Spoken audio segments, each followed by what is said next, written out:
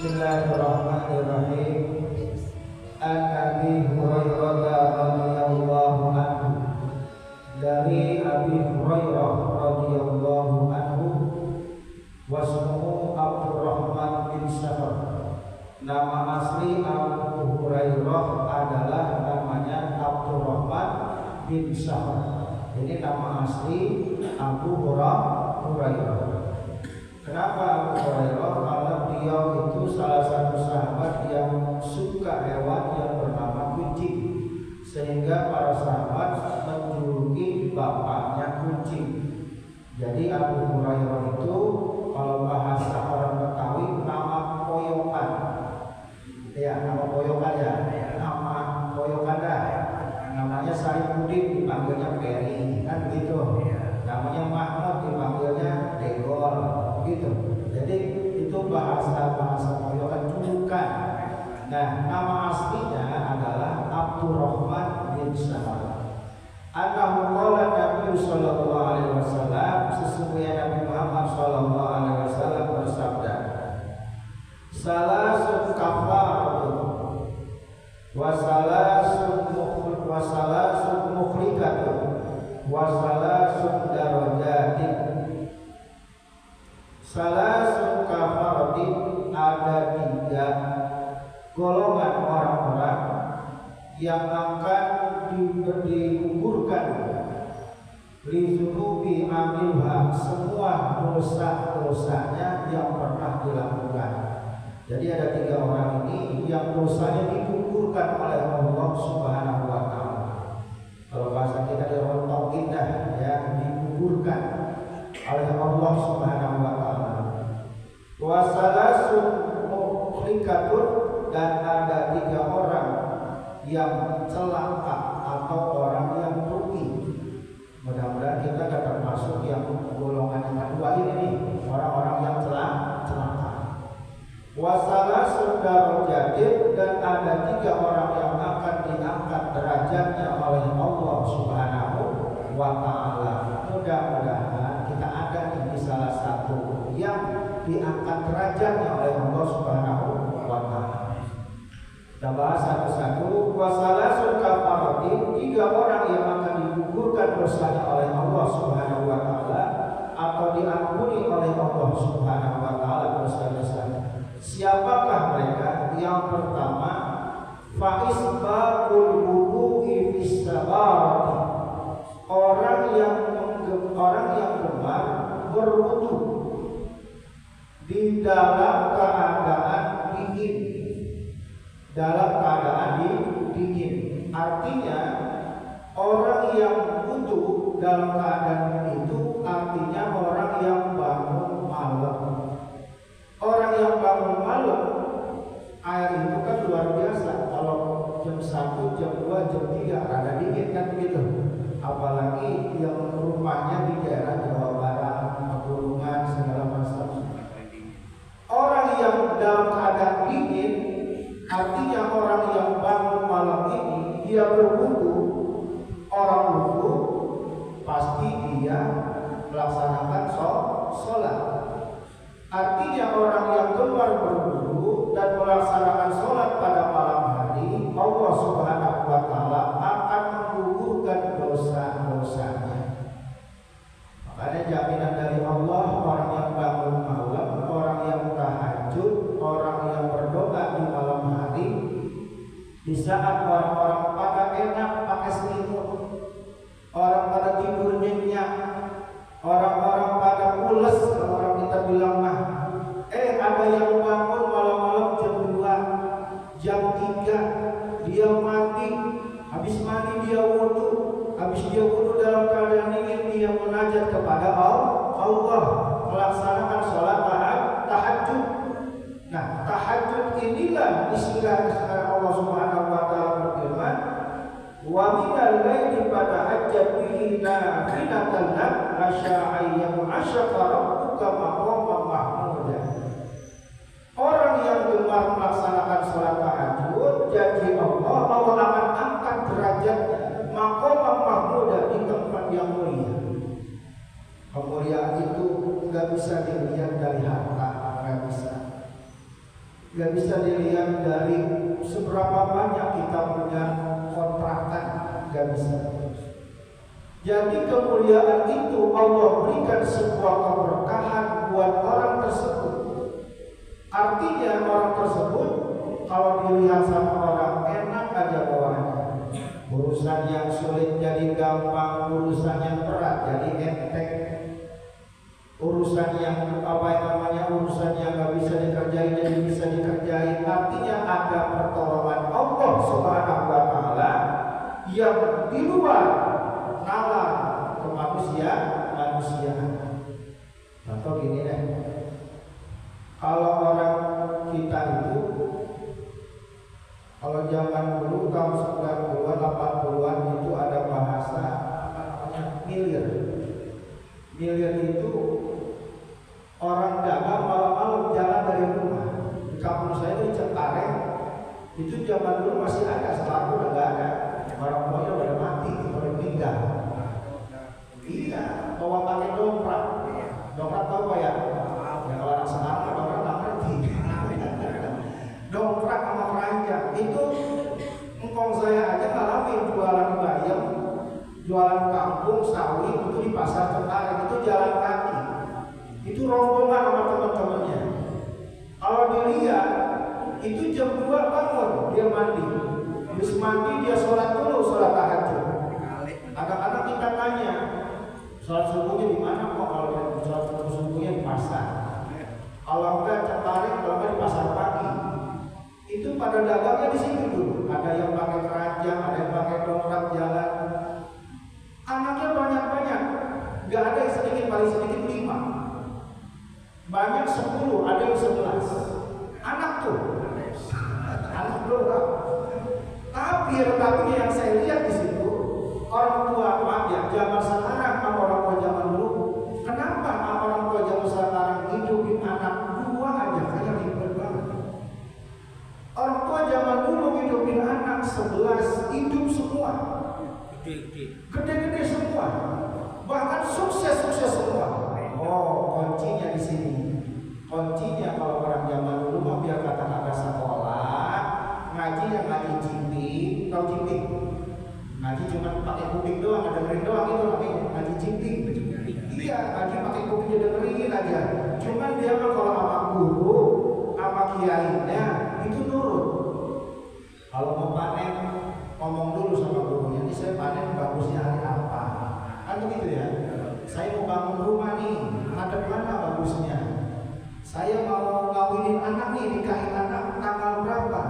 Itu guru-guru zaman dulu punya ilmu falak, jadi bisa dihitung tanggal ini bagusnya, ini hari ini bagusnya.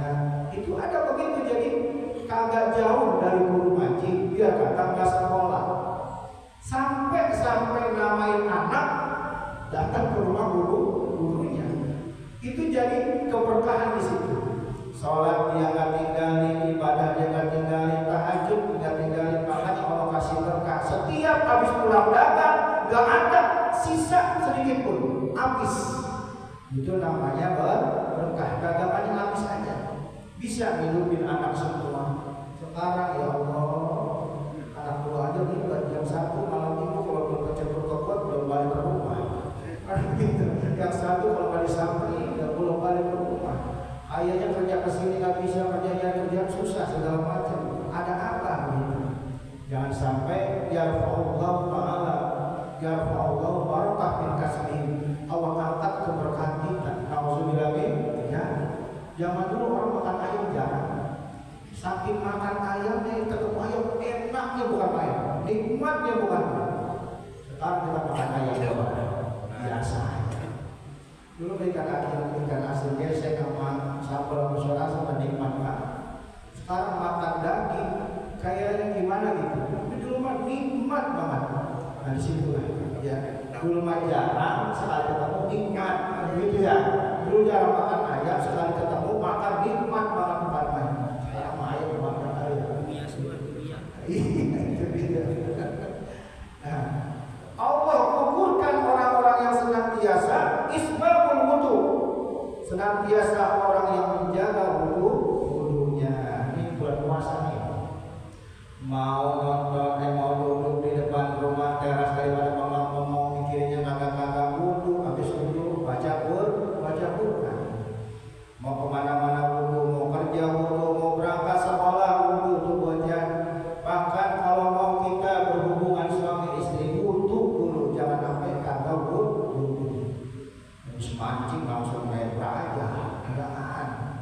sekolah langsung nyingkap aja, nggak boleh. Wudu dulu biar bersih.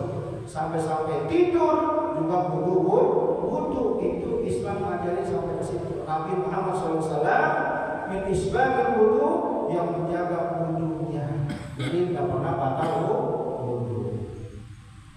Yang selanjutnya, siapa yang digugurkan oleh Allah dosa-dosanya wan naqlul aqdam ilal jamaah. Ini dia.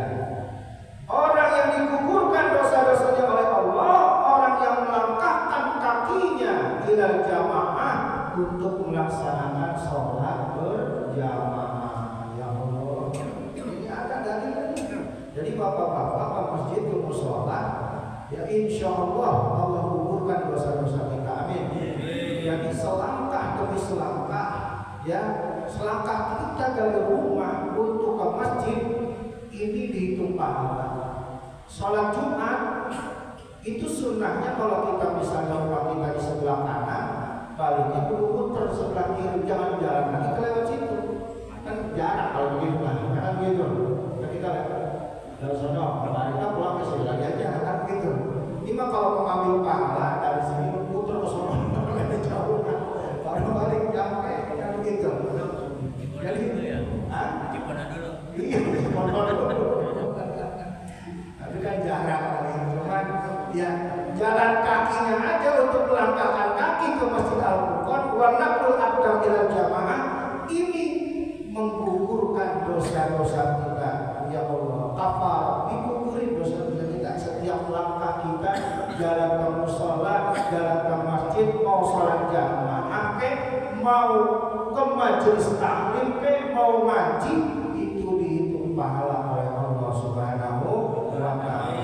Amin amin ya rabbal alamin. Makanya sholat di rumah pahalanya 25, sholat jamaah 25, apalagi bulan Ramadan. Apalagi ini tadi. Kadang-kadang orang yang namanya orang sehat, ada dekat banget dari masjid, obah banget ke masjid. Kadang-kadang orang yang setrum pakai jalan dia ke musola ke masjid, ya itu subhanallah, itu sakitnya aja dia masih mau ke masjid, apalagi sehatnya. Ini orang dikasih sehat, kakinya masih sempurna, tangannya masih sempurna, masih bisa jalan, romanya ogah banget ke masjid. Ini dia, ya. Wa naqlul aqdam ilal jamaah, orang yang melangkahkan kakinya, baik orang yang sehat apalagi yang sakit, mau ke masjid, Allah gugurkan dosa-dosanya. Alhamdulillah. Insya Allah orang-orang yang lain ini min husnul khotimah. Orang-orang termasuk yang mati dalam keadaan husnul khotimah. Kan begitu. Orang sehat kadang-kadang hatinya belum nyampe, nyampe. Ke masjid bawahnya panas, ngaji bawahnya bersinggung aja begitu. Saya pernah bilang, kita sakit gigi, datang ke puskesmas, dikasih obat sakit gigi, konstanda kan gitu.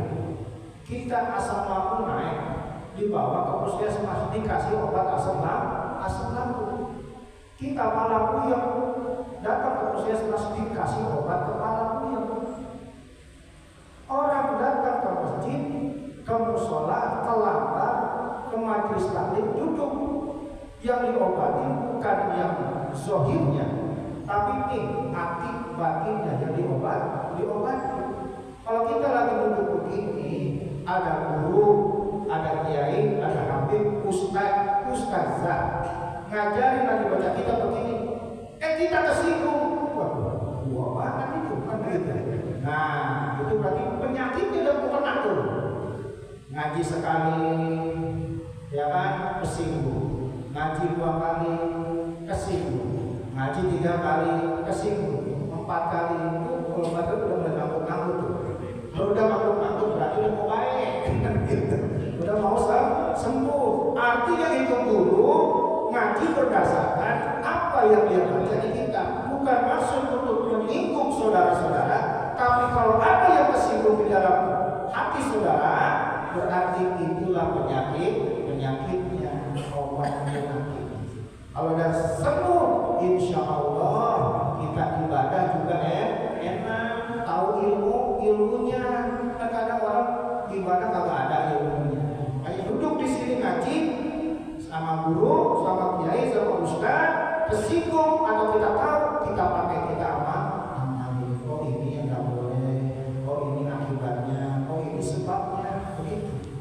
Jadi inilah fungsinya wa naqlu aqdam ila jamaah, orang yang melangkahkan kakinya untuk sholat berjamaah baik di masjid, di mushola dan di surau, Allah akan menggugurkan kafaratun min dzunubihim, Allah akan menggugurkan dosa-dosanya. Alhamdulillah.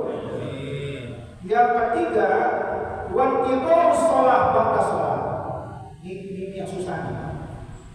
Nungguin orang sholat untuk melaksanakan sholat. Ajar, habis ajar, sholat sunnah qobliyah. Itu nungguin orang sholat sunnah itu. Kita tungguin. Kenapa? Memberi kesempatan orang untuk sholat sunnah qobliyah.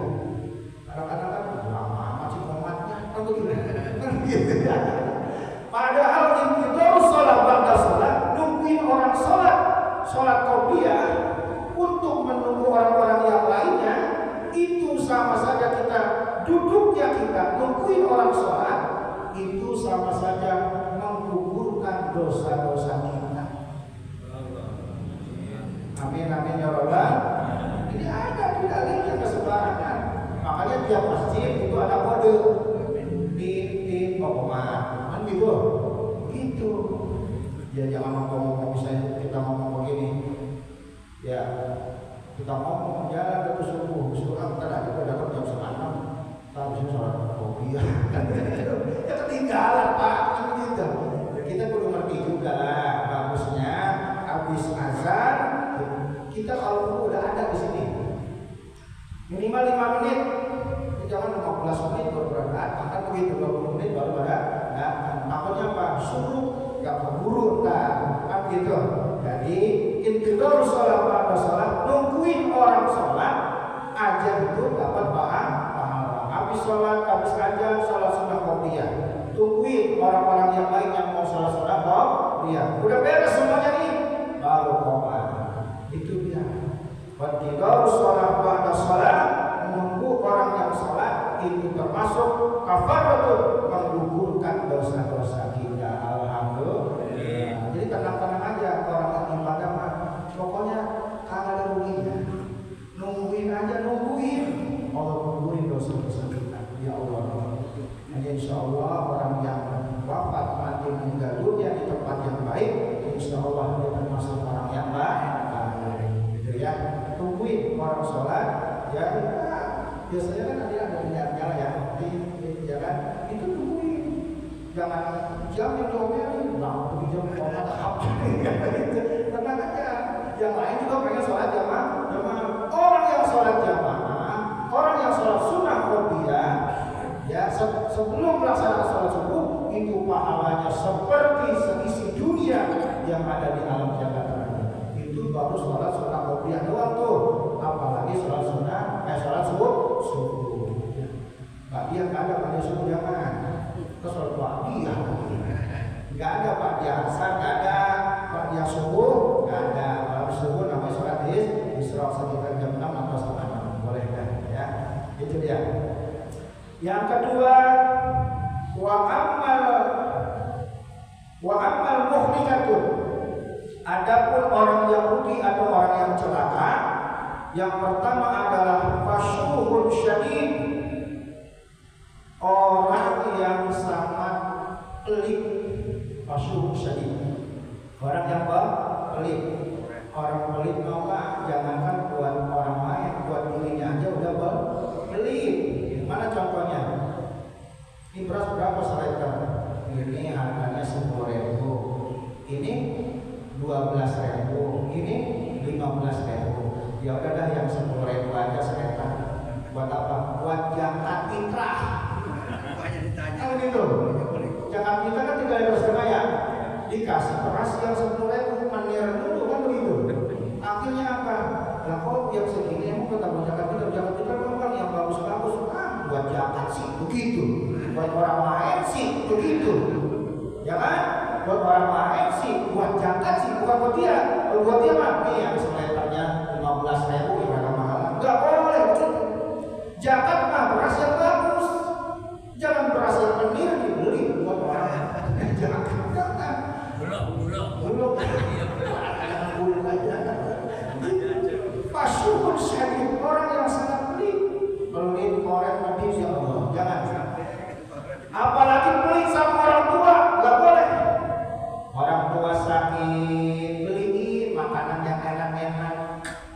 orang tua sakit beli roti yang 2.000. Roti yang 2.000 apa? Masa dimakan didorong pakai air, dimakan didorong pakai air. Nenek-nenek sakit dikasih roti 2.000 seret mampus duluan. Beli itu roti yang ada mahalan tuh yang ada gambar kincir anginnya, apa sih namanya? Holland Bakery, beli itu. Yang enak dimakan roti 2.000 seret. Didorong pakai air, makan dorong. Belum mati dulu kan. Orang nyambung kan begitu. Beli buah-buahan yang enak. Jangan anggur yang ada bijinya begitu. Anggur itu kan ada bijinya. Atau anggur hijau yang ada bijinya beliin. Jangan beliin jamblang. Jamblang mana mereka program begitu. Ada yang namanya jamblang habis. Ada jamblang. Itu yang enak-enak nggak boleh beli. Ya. Orang yang beli rugi hidupnya, rugi di akhir. Jangankan orang kayak kita yang tua dah. Anak kecil aja ngerti sama orang pelit lah. Anak kecil ngerti sama orang kan pelit. Oh ya, no main no lebaran no macam no sono. Jangan sabar. Ya, mau aja kagak selesai. Pelit dia mah. Oh gitu, iya. Oh nggak ke sono. Anak kecil aja tahu tuh. Orang baru pelit. Makanya orang yang pelit jangankan buat orang lain, buat dirinya aja baru pelit. Itu dia ya. Orang kaya pelit, bahaya. Oh, makin jadi miskin pelit, larat semuanya. Gitu.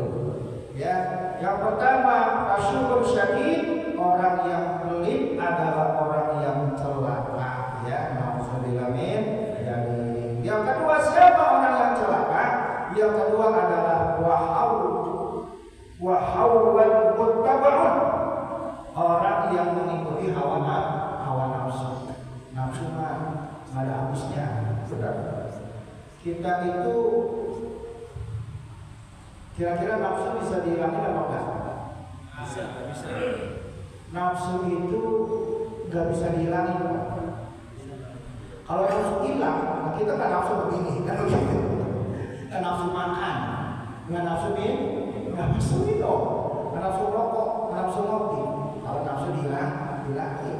Tapi yang ada mengendalikan hawa nafsu. Kendali itu orang yang mengikuti hawa nafsu itu adalah termasuk orang-orang yang celaka. Ya, kalau nafsu ibadah bagaimana? Nafsu ibadah juga bagus, cuma perlu ada caranya.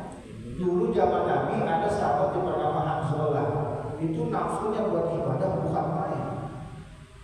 Dari mulai pagi sampai siang sampai sore pikiran dulu, wiridan dulu. Penjaga terbang aja kali kan begitu. Wiridan pikiran dulu, nafsu ibadah. Tapi nggak ada caranya, nggak tahu caranya. Anaknya di rumah kelaparan, bininya di rumah kelaparan. Akhirnya istrinya datang kepada Rasulullah mengadukan tentang si Hanzalah. Ya Rasulullah, anahlaka wa fina sholihun. Ya Rasul, apakah di sini banyak orang-orang soleh? Banyak di sini banyak sahabat yang soleh-soleh. Apakah dibolehkan untuk ibadah sehari suntuk senantiasa aku dan anakku dalam keadaan lapar? Mana suami Anda di masjid? Ternyata Hanzalah itu ditegur oleh Nabi Muhammad SAW. Dia beribadah tapi tidak mementingkan anak dan istrinya. Apa kata Hanzalah? Ya Rasulullah, urusan anak dan istri sudah saya serahkan kepada Allah. Nah, gimana urusan? Emang Siti Maria cacingan ya, langsung dibawa buah-buahan dari surga. Itu tergantung ketakwaannya kepada Allah. Nah ini anak kelaparan, istri kelaparan, wiridan aja terus. Pagi wiridan, siang wiridan, malam wiridan, ketemu pagi lagi. Anak dibiarin, anak istri dosa. Yang benar, Rabbana atina fid dunya hasanah wa fil akhirati hasanah wa qina adzabannar. Dunianya dapat, akhiratnya dapat.